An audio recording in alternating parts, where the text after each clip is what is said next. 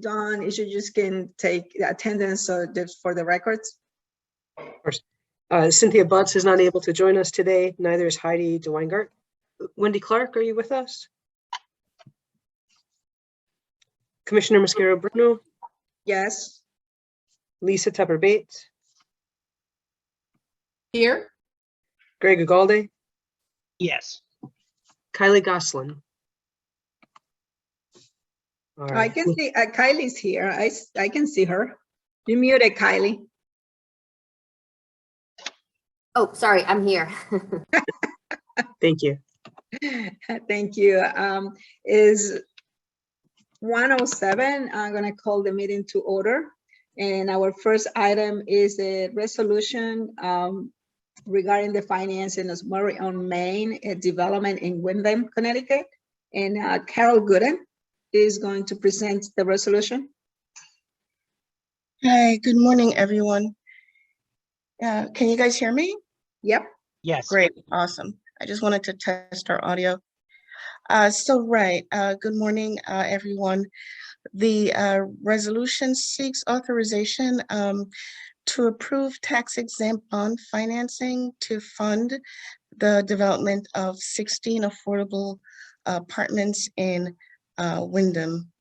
The proposed financing would be structured as a construction-only loan in an amount of up to $4,725,000 at a rate of up to 5.6% for a term of 24 months.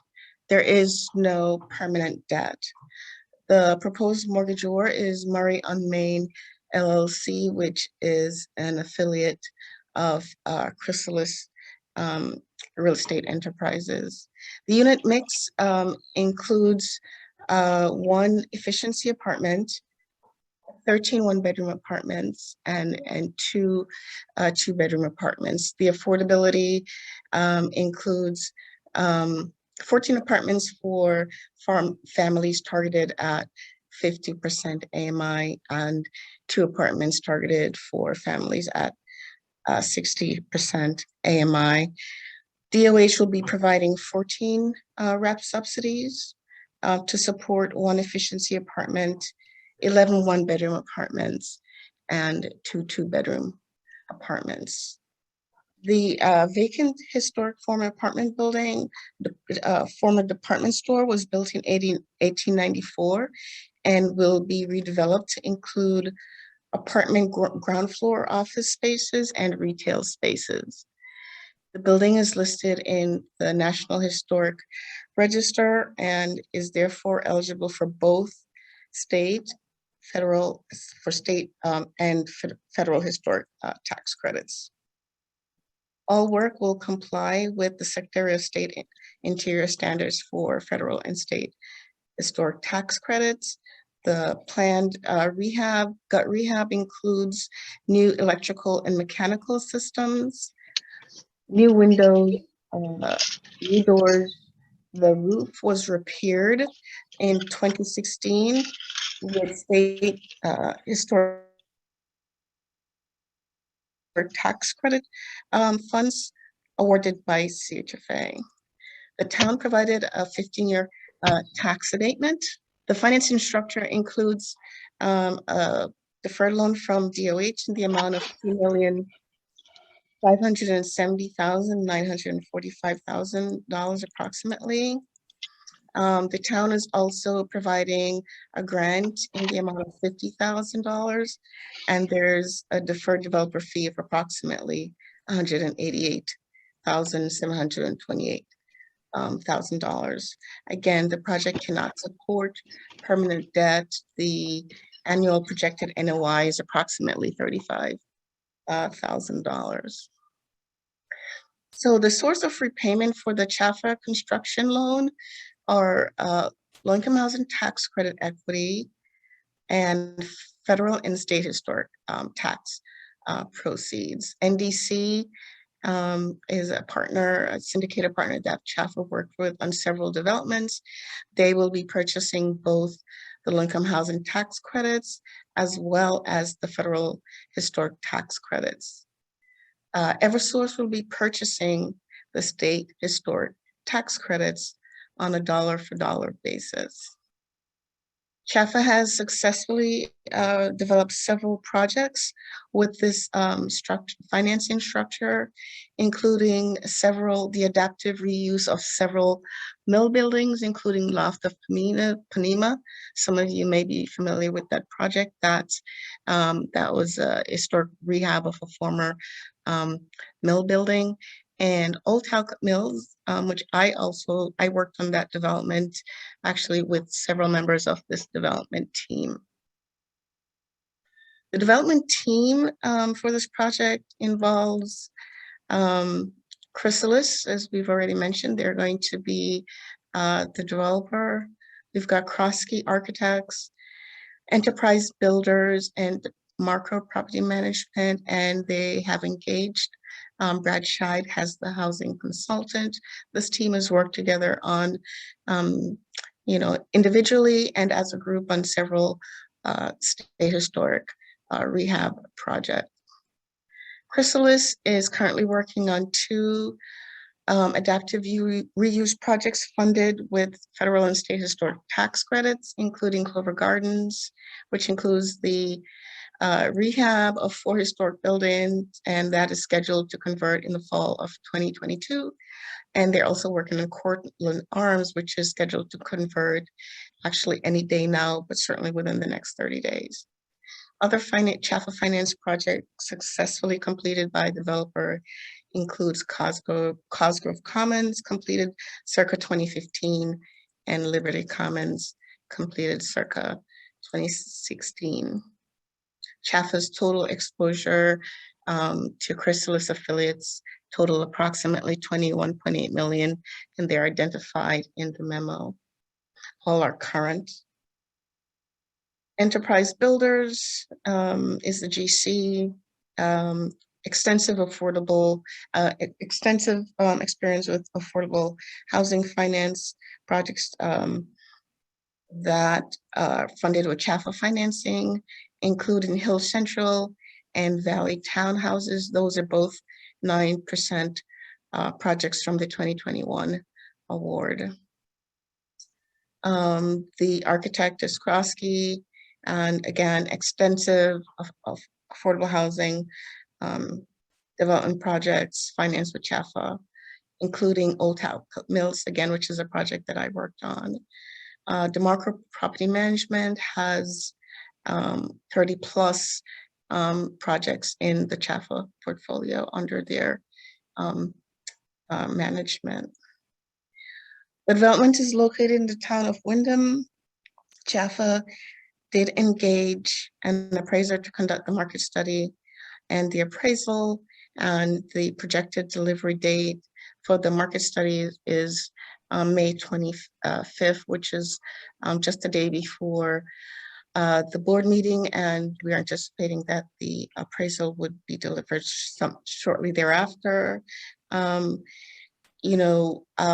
What we've been experiencing recently with COVID is that a lot of the appraisal firms have not been able to perform essentially within the delivery timeframe. And so this is another project that the appraiser is the assigned staff, their children had COVID. And so, there's a delayed delivery of the appraisal and the market study, but we do not anticipate that the market study and the appraisal would, we anticipate that the market study and appraisal would support the transaction.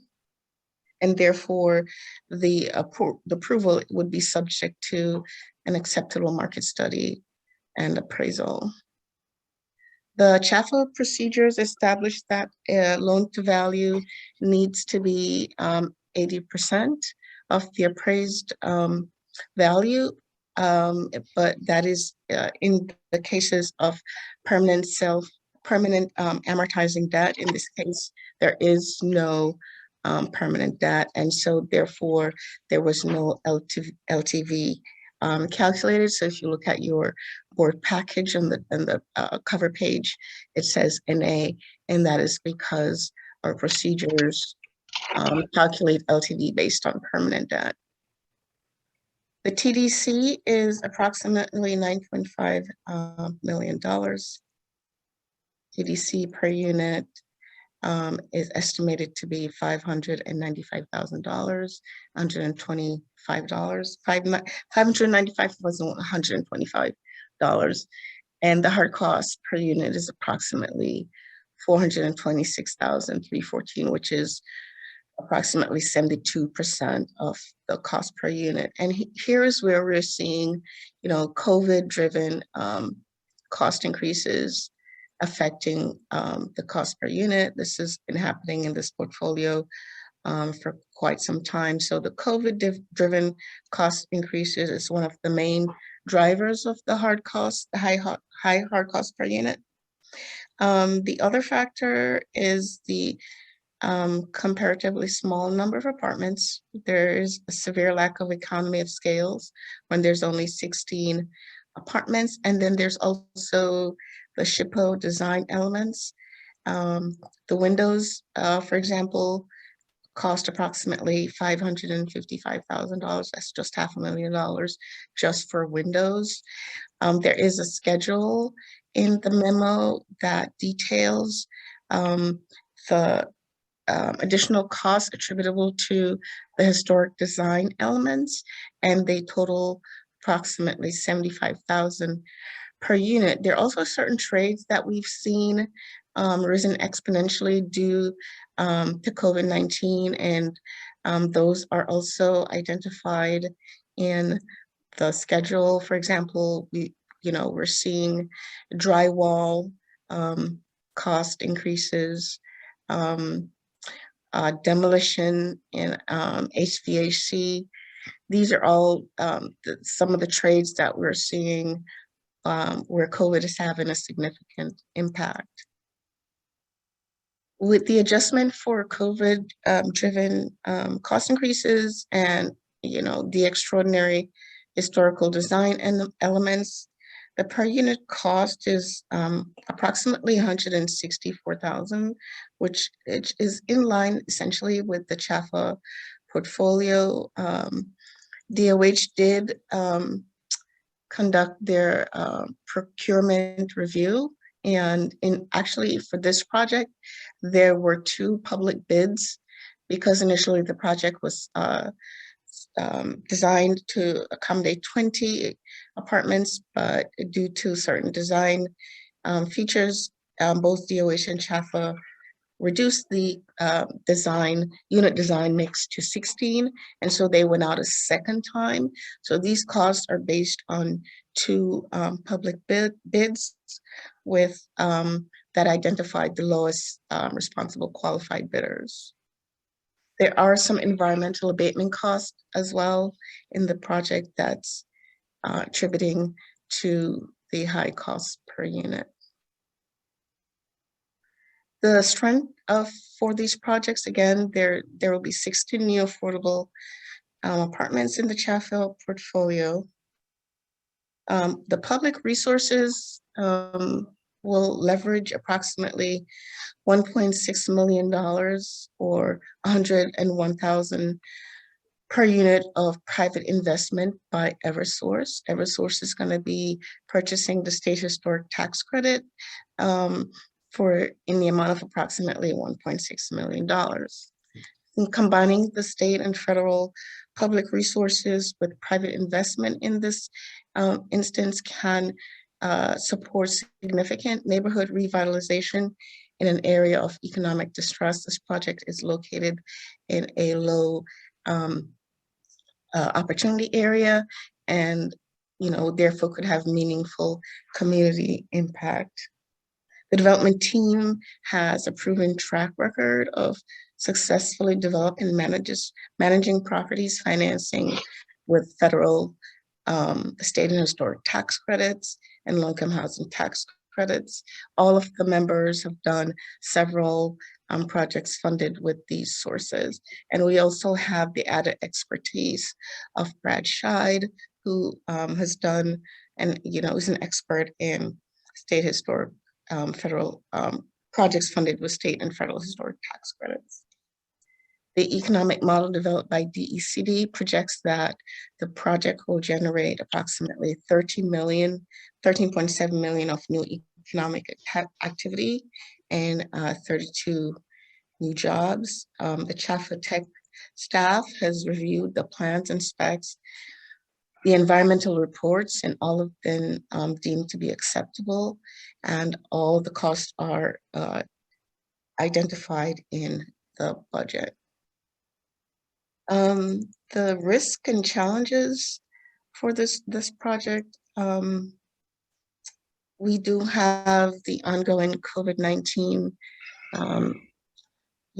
effect on that could increase costs and cause delays. In this particular instance, the GC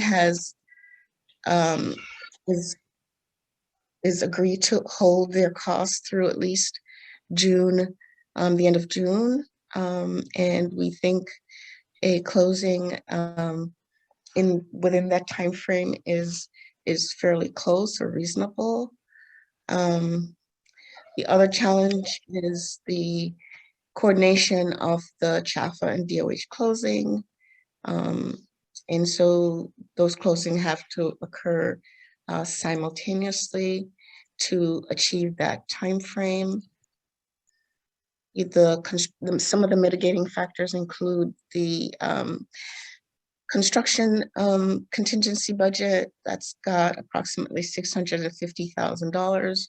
We're also working with SHPO to ensure that all of the cost elements and historic design elements are finalized prior to closing.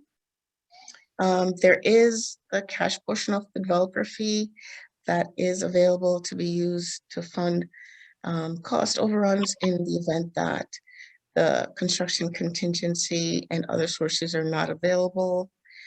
There is a STIP sum contract, which shifts the risk of hard cost increases to the GC. And therefore, under the terms of the STIP sum contract, the cost escalations would be borne by the GC.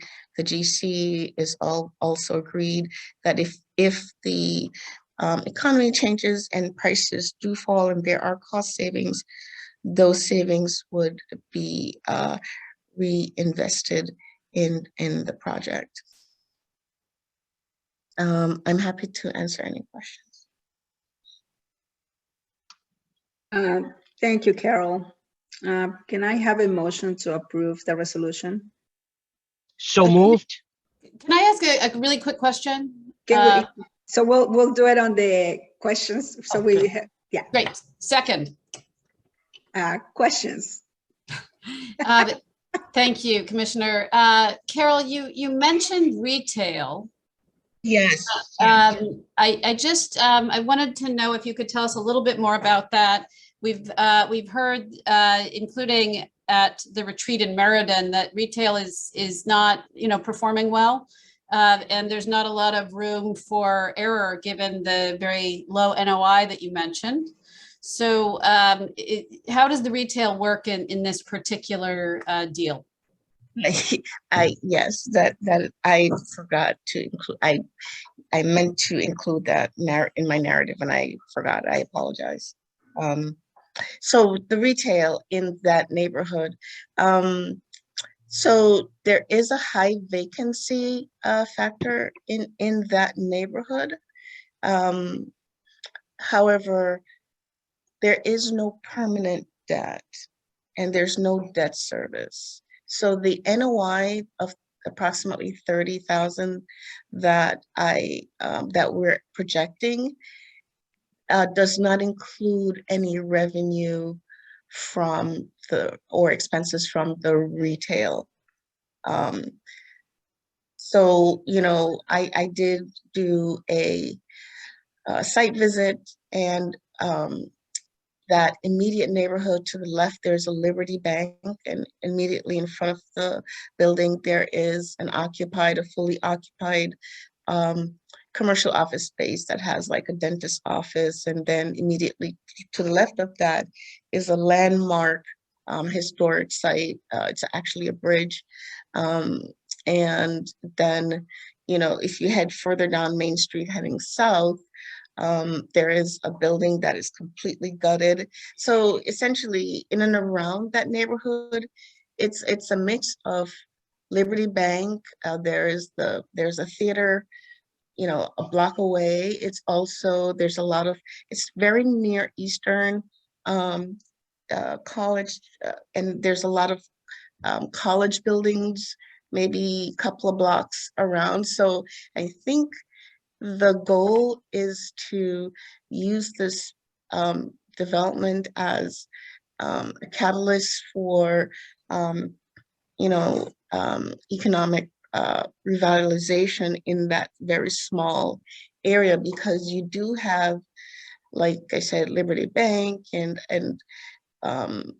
you know, Eastern facilities and other stable buildings immediately in the neighborhood, but there are some buildings that are you know, are vacant and are up for sale. And again, this investment hopefully would be a catalyst to you know, for that neighborhood. But it essentially, the NOI is not impacted by the revenue or lack of thereof of the commercial space, because there's no debt that's going to be financed with NOI from the commercial space. Carol, if I could add, Lisa, I have been working with the developers for quite a while. So one, and this is actually a small nonprofit. I don't know if you remember Barbara McGrath. So this is Barbara's organization. So because they didn't have the capacity, we brought in Chrysalis, and Chrysalis has actually a hydroponic garden in one of their buildings. So the plan is that they can utilize some of the resources and some of the way that they're doing business in Hartford, bring it to this space, because the town will not allow for housing in the first floor. Their zoning is in the second floor, and the first floor is just for retail or commercial. So the idea of pairing the small nonprofit with Chrysalis was to bring some of those resources to this area. Great, thank you. Any other question? Greg, you have your hand up?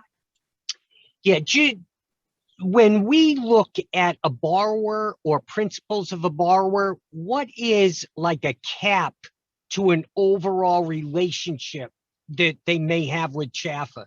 Do we look at it that closely? I think for the most part, we look at their performance, because we do have developers that have a large portfolio, and they you know, they're very successful. And so we do want to encourage those kinds of relationships. So I would say no, that you know, unless you know, Nanjani wants to add, but I think But we no look at real the cap per performance. se, right? Okay, No, we which look at the makes performance. sense. Yeah, we look at the performance, right? You can earn it. You can earn additional capacity. Yeah.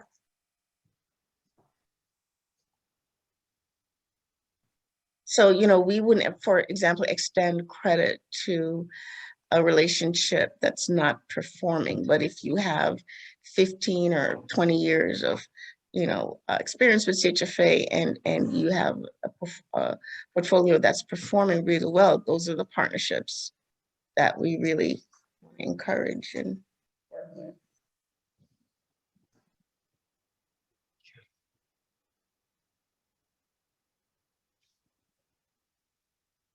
I think you're muted, Commissioner. I had already gone through the voting thing. Thank you, Carol. Dawn, could you do the roll call, please? Kylie, did you have a question as well?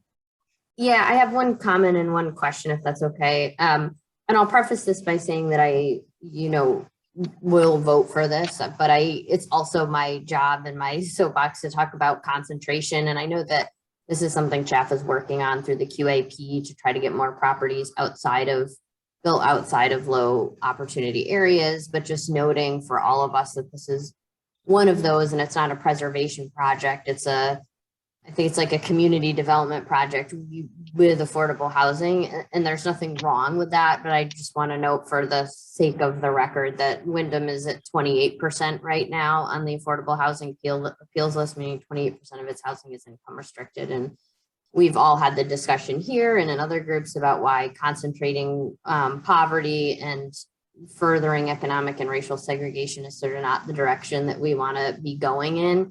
And we always come back to the question of, well, what do we do with some of these old buildings? And this is an opportunity to do a revitalization project in that area that has transportation and all of that. And I know we're constantly juggling. To me, it just continually points to this sort of missing financing tool that we don't have, which is to do these type of revitalization projects in areas like Wyndham that already have a high concentration of income restricted property in a way that still renovates a building and has the effect, the ripple effect that we're hoping it has without income restricting properties. And ultimately in those marketplaces, many markets like Hartford and Wyndham, the affordable rents are some cases higher than the market rate rents anyway. So I think it's something we need to continue to keep an eye on. I think Chrysalis is a great group, and I think the World of Barbara, and I know that they do great work. But this is one of those that, again, will take, I think it's the third highest town on the affordable housing appeals list, and move it up rather than creating more housing in high opportunity areas. Noting this is a LIHTC project and all the other financing, the investment that's going into it. Again, it's a high per unit cost particularly when we look at the cost of buying single family homes in the same town. We could buy 3 of them or at least two for this price with more bedrooms, and still set aside capital reserves for those. So I just wanted to note that for future policy conversations. My question though relates to the tax abatement. One of the reasons that Chrysalis has been a good developer, particularly in Hartford, is that they do pay full taxes on properties. And so when we think again about communities that support a large volume of services and affordable housing and other non-taxable property, something that continues to come up is where they're also sort of taking a hit in the form of a tax abatement and really helping to finance these properties with their own, by again, not agreeing to forego tax revenue on them. But that's not traditionally, at least in my knowledge, but correct me if I'm wrong, that's not traditionally the way that Chrysalis does it. So I'm wondering why this project is different. In other words, why is there a tax abatement on this when Chrysalis otherwise is pretty good about factoring in full taxes and otherwise expensive tax market properties? So I don't know if you heard me before. Actually, this project has been in the works for like about 8 years. We're trying to get it to the finish line, but Barbara and her group, they looked for, so Chrysalis came at the end just to make sure that this can be put together. But Barbara and her group, they looked for the abatement before Chrysalis came in. Got it. Thank you. Yep. If you look at the projected pro forma, with 16 units, the pilot was necessary for the project to perform. And there is a map of the project included with the package, and it does identify several single family CHFA finance mortgages, but there is only one other affordable project in that market area. So there really isn't a concentration of affordable rental housing in that market. And I think that's the only thing I would like to add for consideration. Thank you, Carol. If there are no other questions, Dawn, could you do the roll call, please? Wendy Clark. Kylie Goslin. Yes. Commissioner Mascaro Bruno. Yes. Lisa Tepper Bates. Yes. Greg Ugalde. Yes. The motion passes. Thank you. Motion passes. The next item on the agenda is the approval of the April 26th minutes of the mortgage committee. Can I have a motion to approve the minutes? This is Kylie, So so moved. moved. Second, I beat Greg this time. that Questions? was good. Can we have a roll call? Wendy Clark, Kylie Goslin, Yes. Commissioner Mascara Bruno, Yes. Lisa Tepper Bates, Aye. Greg Ugalde. Yes. Thank you. Motion carries. Lisa, you're gonna give us a report on single family? Sure. So I think you all, yeah, there it is. Okay. So as you can see on the next page, our production for 2022 is still stronger than last year. So I'm happy to report that. We did add a page for mortgage delinquency, which is next. Our delinquency rate, well, basically 92.5% of our active loans are current. So 7.5% of our loans are delinquent. And if you look to the little thing to the right, you'll see 42% of them are 120 days plus. And then we have the 30, 60, and 90 listed. But one thing to point out is the towns with the highest delinquency rates, you can see as Waterbury, Hartford, Bristol, New Britain, and East Hartford.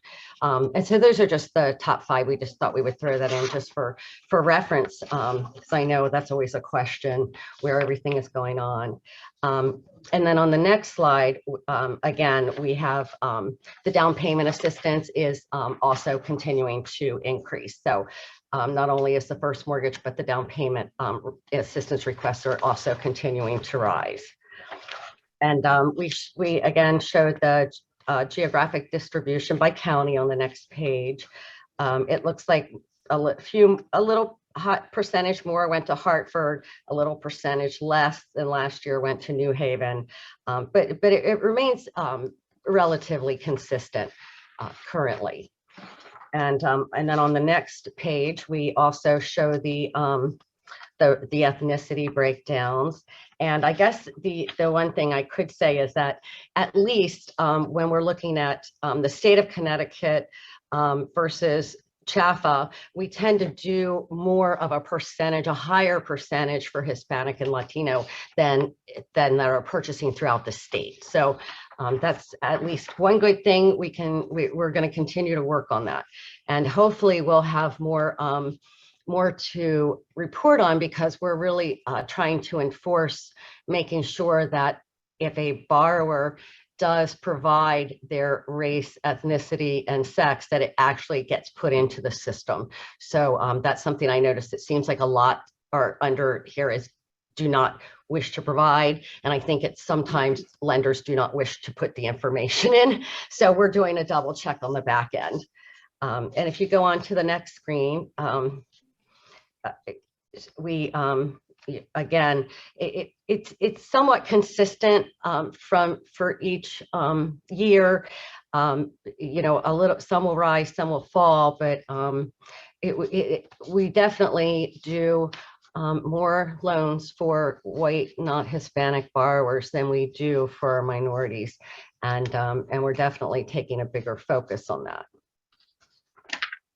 And the gender, it's interesting. It's always it always seems to be the same from year over year for females, the same percentage almost. So and it's almost a 50-50 split between female and male borrowers. So I always think that's interesting. I like to see that. And then and we have our average household size. You're not going to see a lot of differences in this. You know, the average household size is a little over 2. You see, even the 5-year average is just a little over 2.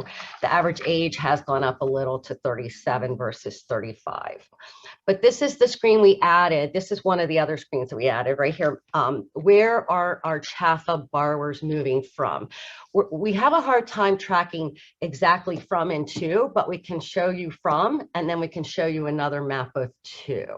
So, so most of our borrowers are moving out of, or well, not moving out of, but well, yeah, moving out of Hartford. That's where their current address was. I'm sorry. So Hartford, New Haven, Bristol, and Manchester. And then if we go to the next screen, it shows where our purchasers are buying. And that's Waterbury, Meriden, New Britain, Bristol, and Manchester. So that hopefully answers what you were trying to figure out, because it's kind of probably the best we're going to be able to do in terms of tracking this information. But I think it gives us all a good idea of you know, the areas that people are leaving, the areas that they're going to for their housing. And then the last thing that you had asked was for a borrower spotlight, you know, some borrower feedback. And this is something that this is a customer that we had been able to speak to about her dream of homeownership. And one thing I want to point out that I think is important is that what she finds important, and she is also a realtor, and this is something I feel very strongly about, is the homebuyer education. That she really feels that is what helped her become a first-time homebuyer. So I just want to point that out, that, you know, I'm a big proponent of homebuyer education. The sooner the better. And so she's kind of saying what I've been thinking. So good to hear. And that's it. If anyone has any questions. Thank you, Lisa. Any questions for Lisa or feedback on the report?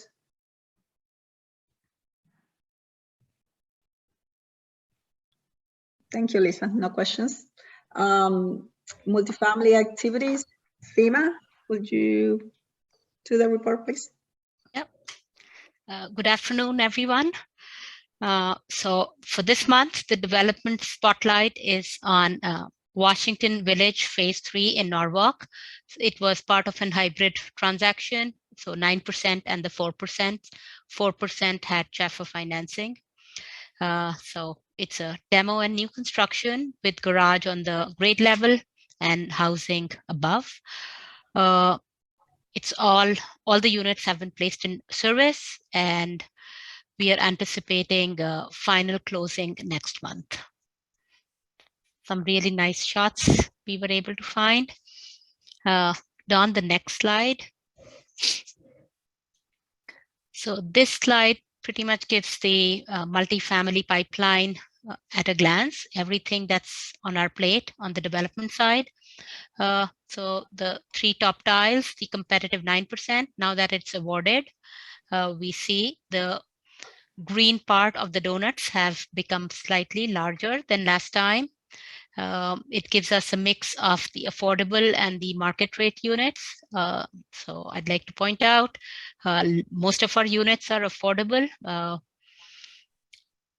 you know, in all these categories. So for the 4% and the miscellaneous, we added the affordable and the market rate units this time around, similar to the 9% side that we had last time. All in all, SSHP, CDBG, the capital grant projects, it has the breakdown there. All in all, it's the 4% that are leading its way in terms of TDC, in terms of number of developments, and in terms of the total number of units that we are financing. We have an active HTCC round, and the deadline for submission is June 1st. The open awards for HTCC projects are, 66 of them are open, and we have about 30.3 million there. We have several SSHP critical/priority needs, and there are 19 in the hopper right now. Next one. So some news and insights. We had the New England Affordable Housing Management Association virtual forum. Wendy presented CHFA updates and new initiatives. It was well received. Then we had the New England Resident Service Coordinators conference on, walking on sunshine. Masuda did the welcome speech. more than 440 attendees participated. Then earlier this month, we spoke with the Colorado Housing Finance Authority and the city of Denver. They had reached out to us, earlier in April. So we finally met them. They were really interested about how we approached the sustainability, issue in our QAP, what worked for us. They are looking to do something similar. The discussion focus was on electrification, benchmarking, and how to expand the various, energy efficiency measures like we have in our QAP. And they thought we were a national leader in sustainable design measures, so that was good to hear. In terms of other news, DOH, in collaboration with CHFA, recently completed the DOH Spring 22 DEP process. A total number of 50 pre-apps were received. A lot of them are new constructions and preservations in both categories. Approximately half of them are located in suburban areas, and we are still analyzing the applications. All applications will receive an invitation to discuss with CHFA and DOH. And DOH will lead the meetings. We had 3 initial closings in April: Deming Ridge in Berlin, Westbrook Phase 4 in Hartford, and Guzinski Park in Terryville. There were no final closings. And here is a 3-month look ahead of projects that may be coming to board.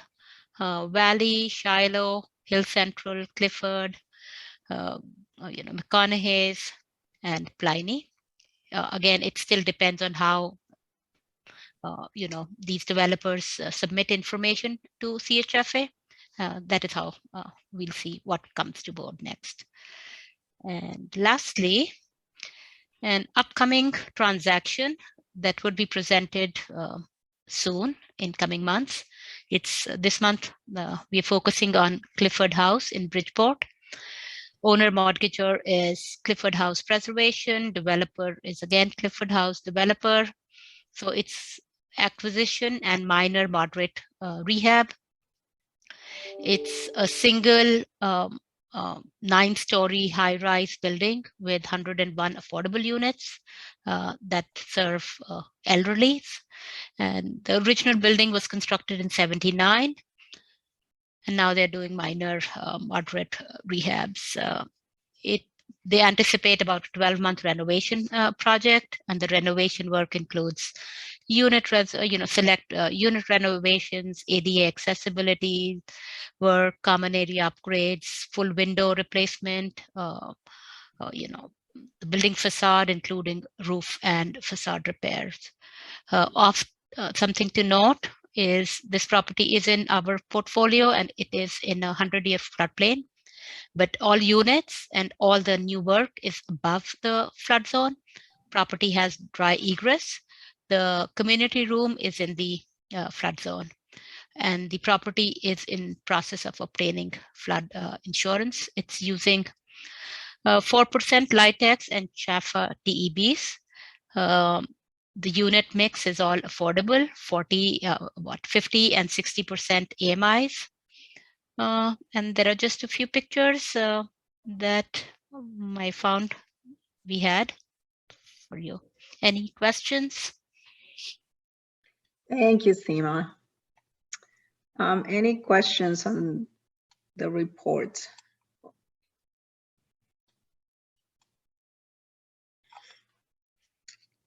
Okay, thank you, Seema. No questions. Thank you. To the members of the committee, any questions or any other thing before we adjourn the meeting? Okay.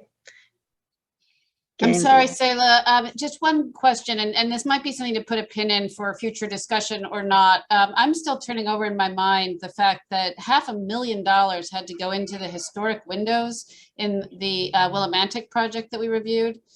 I don't know if there is any possibility of thinking creatively, given the incredible growing costs of construction, as to whether there is any possible way to think differently about that specific driver of cost, because it's repeatedly reared its head. I understand and totally respect our friends and colleagues who are part of the historic preservation community, but just want to, I just had to say that because it is in fact constraining our capacity to build additional units. And in these times of rising costs, I think we have no choice but to think about every possible cost driver and whether there may or may not be a different way to manage it. I know you're smiling because this is an issue that certainly you have dealt with your entire career, but I just did want to put it on the table. So did you, are you suggesting, oh shoot, my computer, maybe we have a meeting with them, understand, maybe we can invite them to this mortgage committee, maybe have a presentation?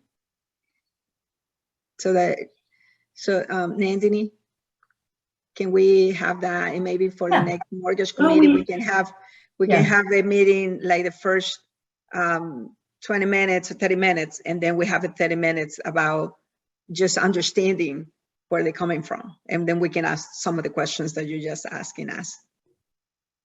I would appreciate.